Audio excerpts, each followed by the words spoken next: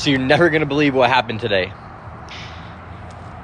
Saudi Arabia just cut ties with the US dollar. This is the first time in 100 years that the dollar has had a real challenge. Just so we're clear, Saudi Arabia is one of the richest countries in the world with oil. And the dollar has been backed by oil. It's been called the petrodollar. See, the dollar used to be backed by gold. For every dollar, there was a piece of gold backing every dollar. But in 1972, 3, around there, President Nixon took us off the gold standard. So ever since then, it's been backed by nothing but oil. Really nothing, though. That's why we're able to print as much as we want. That's why we have such inflation going on in the United States and around the world. So to stay in power, we forced countries to buy oil with the dollar, and only the dollar. And if they didn't, we would go in, we'd invade their country, and we would blow them up. Well, you can't just go invade Russia and invade China. They're superpowers with nuclear weapons.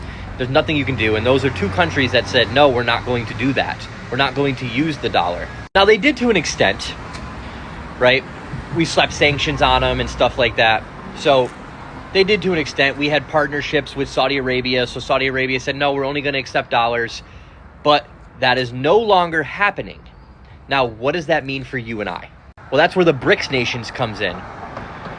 You got Brazil, China, Russia, India. Now you got Saudi Arabia, and many other countries are joining the BRICS nations because they're sick and tired of the dollar. They're sick and tired of the United States and the warmongers. If the U.S. doesn't get their way, and I'm from America, I love the country, I love the concept, I love democracy, I love the republic, I love some of the people, not all of them, depends on which side you're leaning. But my point is, the country as a whole and the idea of America is beautiful.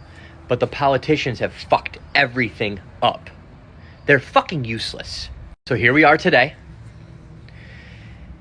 And if this happens and 100 plus countries break away from the dollar and 50% of the world's GDP stops using the dollar and starts using the yuan or a digital yuan or whatever it is, that is really bad for you and I.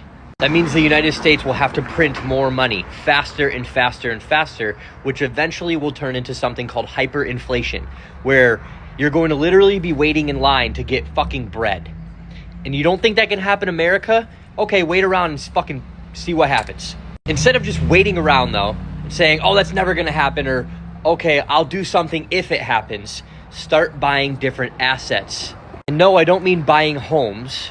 First of all, the average person just can't go buy a bunch of fucking houses. That's just,